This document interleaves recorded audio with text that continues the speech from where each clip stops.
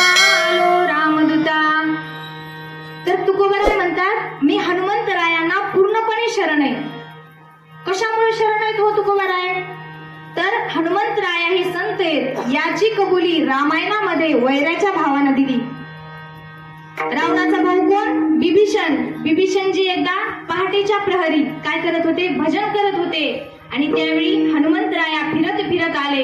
बिभीषणजी म्हणाले, हे हनुमंतराय, मी वैराचा भाऊ असून माझ्यावर रामाची कृपा झाली, हा माझा 100% निश्चय झाला. हनुमंतराया म्हणले, काय नवले त्यात? तुम्ही माणसासारखे माणूस राव, आम्ही का चांगले आहेत का? आमचं अपवित्र कुळ आहे, झाडाचा पाला खाऊन पोट भरणारी आम्ही वानर, आमच्यावर रामाची कृपा झाली. तुम्ही तर माणसासारखे माणूस आहे, त्यात काय नवलय? हनुमंतराया म्हणले, एवढंच नाही, आमचं जर नाव सकाळी सकाळी एखाद्यानं घेतलं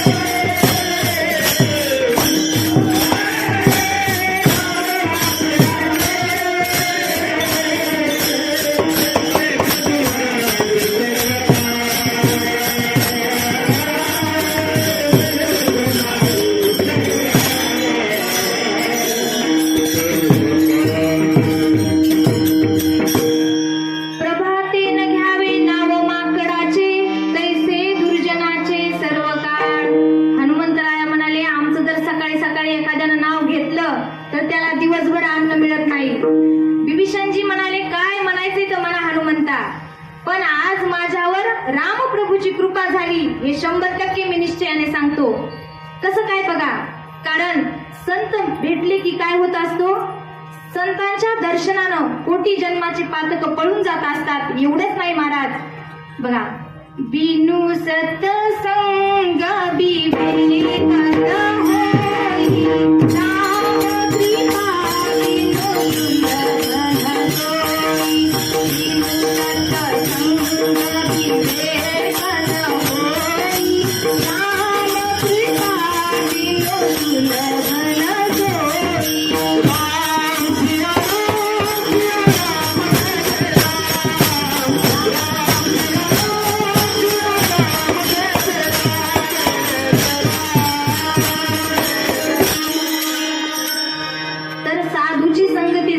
सत्संग घडत नाही आणि सत्संग झाल्याशिवाय रामप्रभूची कृपा होत नाही. म्हणून हनुमंतराया माझा निश्चय झाला की रामप्रभूची माझ्यावर कृपा झाली. आता कबुली कोणी दिली? हनुमंतराया संत आहेत म्हणून बिभीषणजीनं दिली. आणि महाराज तुकाराम महाराजाचं मागणं देवाकडं, हे देवा तुला द्यायचंयस ना, तर संतांच्या घरी मला जन्माला घाल.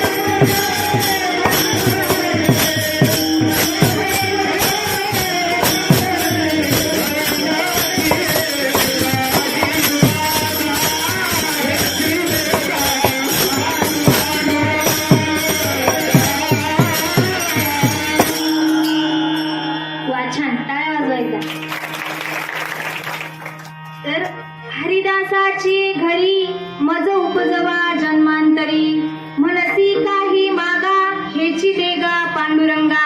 हे देवा, मागाच म्हणतोयस ना, द्यायचंय ना, मग एवढंच दे. संतांच्या घरी जन्माला घाल. आणि संतांच्या घरी जन्माला घातल्यानंतर संतांना शरण जाताना माझ्या मनामध्ये लाज येऊ देऊ नको. संतांना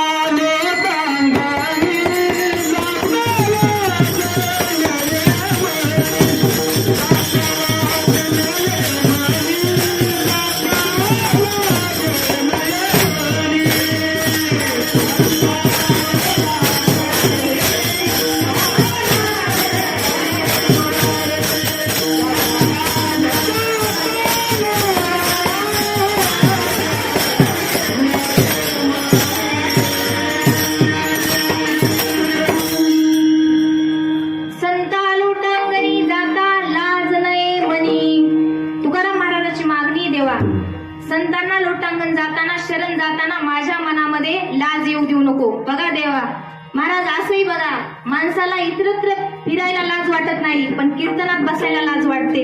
एखादा जर देवदेवाचं करायला लागला कमी वयामध्ये, लोक म्हणतात आताच वय का तुझं देवाच्या नादी लागायला, म्हणतात का नाही महाराज. आणि तुकाराम महाराजाचं मागणे, महाराज संतांना लोटांगणी जाताना शरण जाताना माझ्या मनामध्ये लाज येऊ देऊ नको, अशी मागणी कोणाची? तुकोबारायांची. म्हणून शरण शरणजी हनुमंता. आता जी हा शब्द आदरपूर्वक वापरला जातो, जी शब्दाचा अर्थ होतो महाराज. बघा जुन्या काळामध्ये सुना सासऱ्याला म्हणायच्या मामांजी. जी शब्द कशामुळे? ती व्यक्ती आपल्यापेक्षा मोठे आणि आदरपूर्वक त्यांचं नाव घेतलं होतं मामांजी. बघा ज्ञानेश्वरीमध्ये माऊली गणरायाला वंदन करताना म्हणतात ओम नमोजी आद्या वेद प्रतिपाद्या जय जय स्वसंवेद्यात्मरूपा. माऊलीला लिहिता आलं नसतं का हो? ओम नमो आद्या वेद प्रतिपाद्या जय जय स्वसंवेद्यात्मरूपा. मग जी हा शब्द माऊलींनी गणरायाला का वापरला? तर आदरपूर्वक वापरला. म्हणून अभंगामध्ये हनुमंतरायाला वंदन करत असताना, मागण्या करत असताना तुकोबारायला लिहितात शरण शरणजी हनुमंता. आता हनुमंता हे नाव काही ब्राह्मणाला बोलून ठेवलेलं नाही. हनुमंता नाव कसं पडलं? बघा हनुमंतरायाला भूक लागली होती आणि अंजनी माता काहीतरी कामामध्ये व्यस्त होत्या. हनुमंतराया म्हणाले माँ मुझे बहुत भूक लगी है, माँ मुझे बहुत भूक लगी है. असं म्हणल्यानंतर अंजनी माता काय म्हणाल्या? जाओ पका हुआ फल खाओ. आणि पूर्व दिशेकडे बोट दाखवलं. पूर्व दिशेला ह्यांना दिसलं सकाळी सकाळी लालकुंद सफरचंद, ते म्हणजे सूर्य भगवान. बाबांनी उडी घेतली आणि गिळून टाकलं. ह्यांना वाटलं काय लाल लाल पिकलेलं सफरचंदच आहे. आता गिळून टाकल्यावर सगळीकडे अंधार झाला. सगळे देवी देवता इंद्र देवतेकडे गेले आणि इंद्रदेवाला प्रार्थना करू लागले, हे देवा पृथ्वीवर सगळा हाहाकार झालाय, अंधकार झालाय, काहीच दिसणं. मग इंद्रदेवानं काय केलं? आपलं जे शस्त्र वज्र होतं ते वज्र फेकून मारलं आणि फेकून मारलेलं वज्र हनुवटीला लागलं, म्हणून नाव पडलं हनुमंता. बोला बजरंग बली हनुमंतराय की. तर हनुमंतरायाचं असं नाव पडलं म्हणून शरण शरणजी हनुमंता. पुढे बघा तुम्हा आलो रामदूता. रामदूता कोणाला म्हणायचं? रामाकडले संदेश सीतामैयाकडे पाठवणारे आणि सीतामैयाकडले संदेश रामप्रभूकर पाठवणारे. मधला दूत म्हणजे रामदूत. जसं बघा पहिल्या काळामध्ये राजे महाराजे राहायचे आणि ह्या राजाकडचा संदेश दुसऱ्या राजाकडे जर पाठवायचा असला तर एका माणसाची नेमणूक केलेली असायची आणि त्याला म्हणायचे राजदूत. राजाचे संदेश पाठवणारा राजदूत, देशाचा दूत देशदूत, तसं रामाचा दूत म्हणून रामदूत. म्हणून शरण शरणजी हनुमंता तुम्हा आलो रामदूता. हनुमंतराया म्हणाले तुकोबराय कधीपासून बघतोय शरण शरणजी हनुमंता, शरण शरणजी हनुमंता एवढं वर्णन करतात कशासाठी? तुकोबराय याचं उत्तर दुसऱ्या चरणात देतात. काय मागती त्या जावा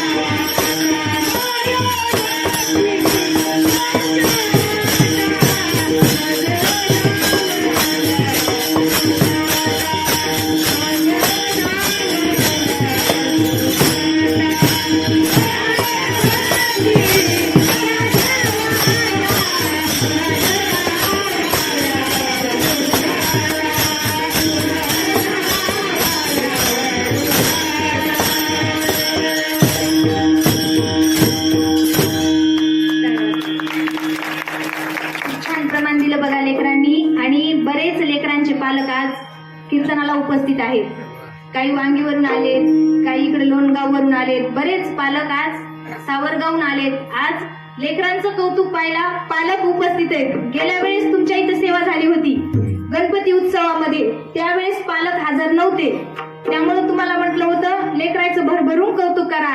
आज पालक उपस्थित आहेत. तर बघा महाराज, काय भक्तीच्या त्या वाटा मज दावाव्या सुबटा.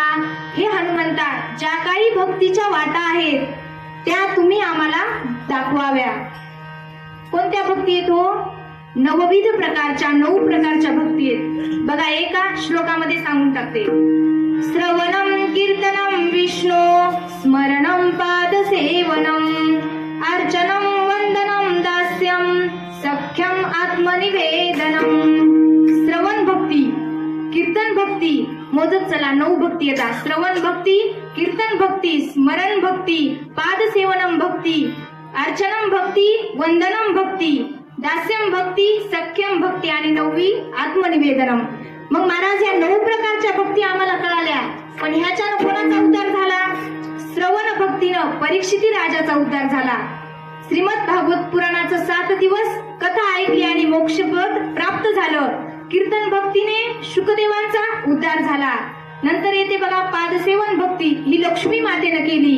आणि नंतर स्मरण भक्ती प्रल्हादजीनं केली, अर्चनम पृथुराजानं, वंदनम भक्ती केली अक्रूरजीनं, दास्यम भक्ती केली हनुमंतरायानं, सख्यम भक्ती केली अर्जुनानं आणि आत्मनिवेदन भक्ती केली बळीराजानं. मग ह्या सगळ्यांचा उद्धार झाला महाराज. आणि ह्याच्यामधली जी दास्यत्व नावाची भक्ती आहे ती हनुमंतरायांनी केली. बघा, आपल्याला जर एखाद्या गावाला जायचं असलं तर त्या गावाला जाऊन आलेला माणूस वाट सांगायला पाहिजे. ते सांगत असते जाताना इथं गतिरोधक आहे, तिथं खड्डे, तिथं रोड चांगला आहे, तर आपल्याला त्या गावाला व्यवस्थित जाता येते. तसं आता या भक्तीच्या वाटा जर माहीत करायच्या असल्या तर आपल्याला काय पाहिजे?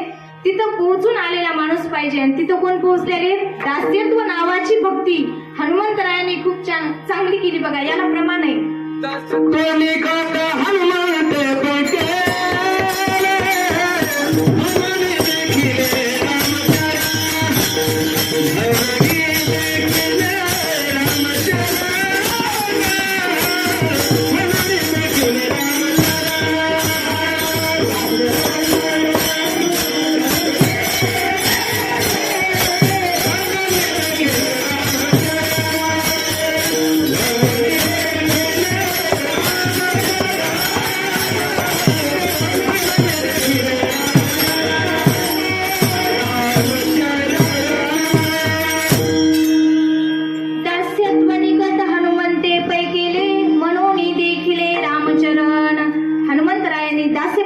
भक्ती केली म्हणून रामप्रभूंची कृपा त्यांच्यावर झाली.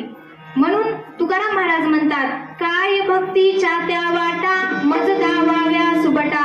पुढे काय शब्द वापरलाय? सुबटा. सुबटा म्हणजे काय?